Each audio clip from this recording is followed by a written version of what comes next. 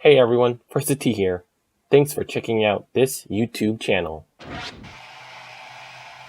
afternoon, everyone. We would like to welcome our 2021 winner of the Hewlett Packard Enterprise Houston Open, Jason Kokrak. Jason, welcome. Happy to have you sitting here right now. Happy to be sitting in this seat right now.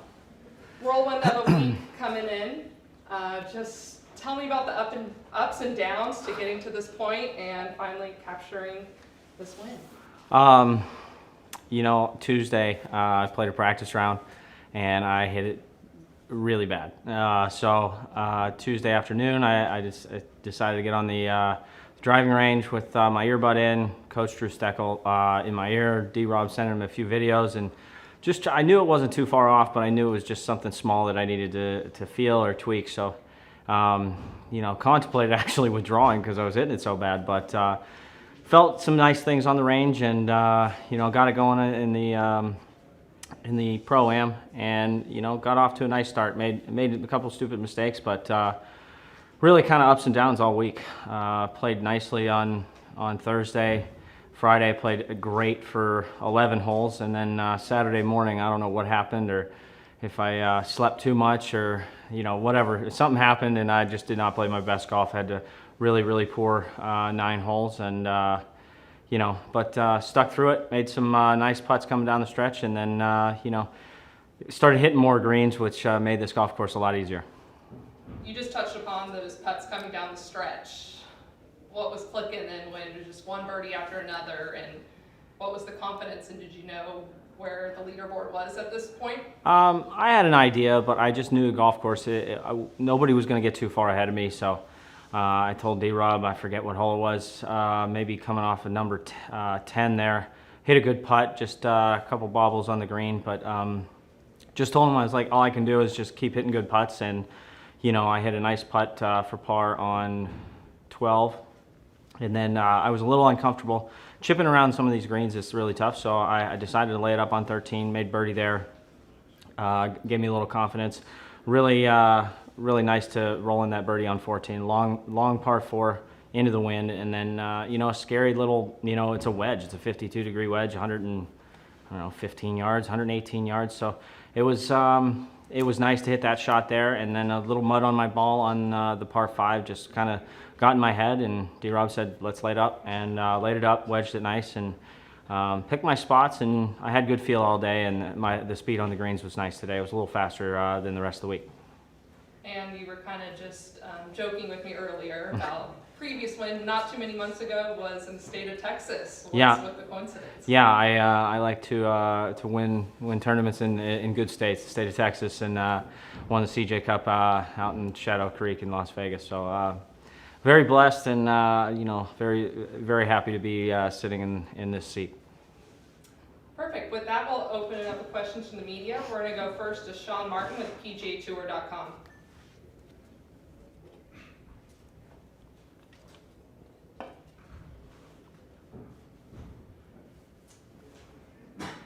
Just a minute, Sean. We're not hearing you. As we try to work on that, if you have your question, go ahead and type it in the chat function. It's going to be super loud.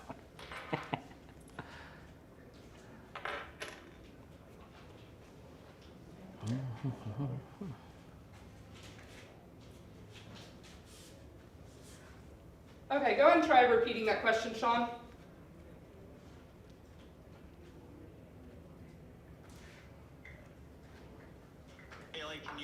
Yeah, go ahead. Go ahead and repeat the question, Sean. Sean, can you hear me now? Video. There you go. Can you hear me? Okay, great.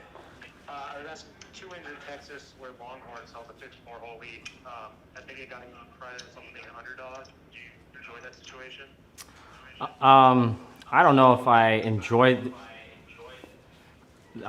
enjoy the situation, but I'm definitely not. I'm comfortable in that situation. I guess you can call me an underdog, but the last couple of years I've played some pretty solid golf, so I don't exactly would say that I would be the underdog going in. I guess this week I would be because my game was not in top form, but I definitely made the best of it. Made a lot of birdies, made a lot of nice putts. The the putter was hot this week, and tried to give myself as many looks as possible. And when I was out of position, I just tried to limit the stress.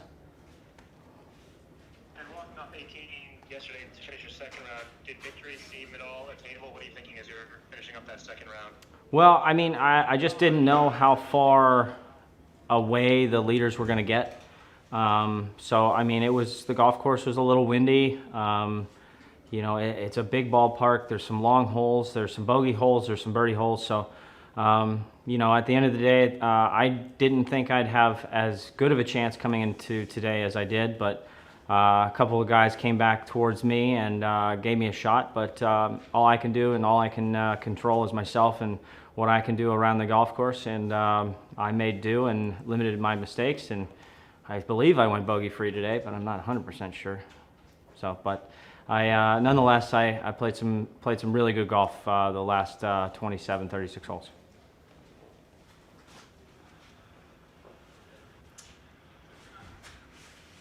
Thank you, Sean, and we'll go over to Tim Schmidt. Okay, can you hear me, Jason? I can hear you on the phone, yeah. Great. Not just the Saturday morning debacle that you had, but you didn't play the bag very well in your first round either. Did anything through those first two rounds on this back nine and that series of holes set you up for what happened today on the back? Because obviously you figured something out over those first few days that made you play that a lot differently. This sure looked pretty concise down the stretch. Well, easy with the debacle. I don't know. It was a debacle. You know, I got into some uncomfortable situations for me, and you know, I compounded the problem myself. And but I tried not to let that bug me. I knew I was playing some fairly good golf. I was playing really good in spots and really bad in spots. So I just tried to limit my mistakes and you know, kind of plot my way around the golf course and give myself, if I hit it in the rough, I just try to hit the green or give myself, you know, a putter in hand to limit my mistakes. So that was the club that really saved me this week. D-Rob and I really, you know, read the greens really well. So, you know, the speed was great the first round. I got a little off with a couple of putts. I think I just had a couple lies I just really didn't like and was uncomfortable with, and I tried to compound the problem as best as I could. So, but nonetheless, I did a lot better job today. Gave myself a lot of birdie looks and capitalized when I needed to. I missed out on some opportunities, but I also got a little bit lucky with a couple shots on the front side there. So, you know, it was a good start, and you know, nonetheless, I played some solid golf. One more quick one, following kind of on Sean's question. Did you have any history with Texas golf previously? Is it a place that you played a lot as a junior, or is it you just like it here all of a sudden? I think it's just one of those things. I've always been a slow learner, and you know, I kind of went with it. And once I learn something, I normally get pretty good at it. But nonetheless, I mean, you know, Colonial's not a great golf course for me, and this is kind of the quintessential golf course for me. Long, got to hit a lot of fairways. Got to hit the ball high to keep it in some spots on these greens. So outside of the really bad 8-9 holes that I played this golf course pretty outstanding.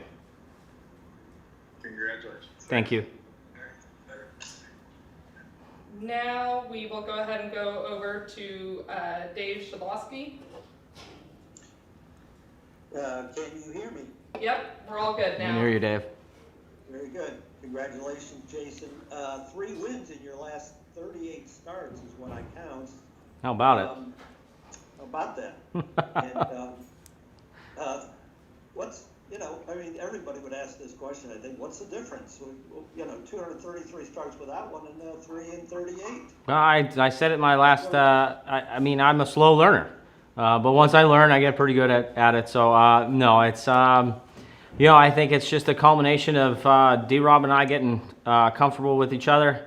A lot of great things my coach Drew Steckel and I have been working on, and, you know, just trying to be a little bit more consistent and, you know, driving it a little bit better. After Colonial, I drove it pretty good, but I ended up cracking the driver. I can't remember how long after, but, you know, I struggled to find the one that I was really comfortable with, and this week, I drove it much better and hit the irons really good and putted well. I didn't pitch it very well at all, but I tried to limit that. So that's why I kind of laid it up on a few of those holes, kind of down in the back nine. I knew I was hitting the ball solid, and I just wanted to give myself looks around this golf course is key. What was maybe the adjustment you made in your golf swing? You said you weren't far off, but you went to Drew. Drew and I have been working together going on 5 years. I just think we work on staying consistent, staying quiet with my legs. I normally have quite a bit of leg drive, and I think this week, in past weeks before this, I wasn't really in top form. I think I was getting I guess I dance with the golf ball a little bit. I have a lot of leg action, and I try to sit back on that right knee, get a little bit more bend in there, and I think I was getting it a little more straight, which if I straighten it out and come, re-bend it on the downswing, I tend to I never get over the top, but I tend to wipe across it a little bit more than I normally do. So try to sit back in that right knee and, just fire through the golf ball like I know how to. Last thing, I'm going to say that the putt on 14 might have sort of been the key putt, about a 23-foot hole that not many guys even. There's some bogeys on that hole. It was, I think, the toughest hole of the day. Was that maybe the putt of the day? I would say I would agree with that. I had a lot of really nice looks. I think I was confident with the putter. Speed was good all day. I made all the short, 3, 4, 5 footers that I had out there, and I gave it a lot of looks on the front side, and I just knew I was rolling the ball well. And when I saw that one go in on 13, I think that gave me a little bit of confidence. D-Rob gave me an incredible read on 14. I had a little less break, but that ball really hung in there nice, and it crept right in the front lip. And then, I had pretty straight putts on 15 and 16, so that made my life a little bit easier. Straight back and straight through. It seems easy, but it's not. But nonetheless, after those, I knew that 18's a tough hole. 16 is a tough little wedge shot. There's some tough shots and tough holes coming in. So I knew if I could take care of business there and make some pars coming in, I knew I'd have a pretty good chance. And you did. Thank you so much. Congrats. Sure. Thank you. Now we have with KTRK TV, we have Adam Winkler. Hey Jason, you hear me okay?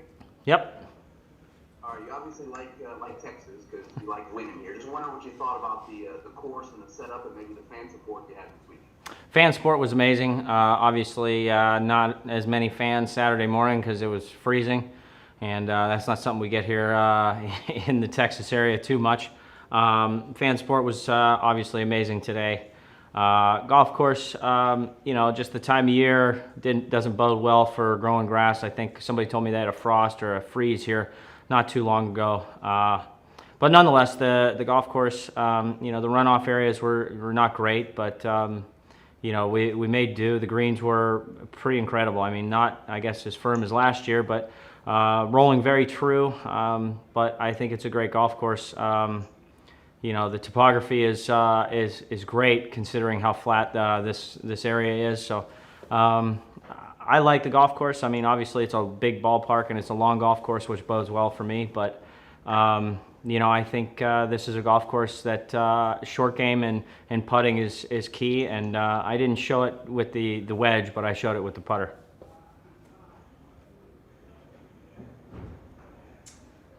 Perfect. That looks like that is all the questions we have. Jason, thank you again for taking the time to joining us. And again, congratulations on your victory. Thank you very much.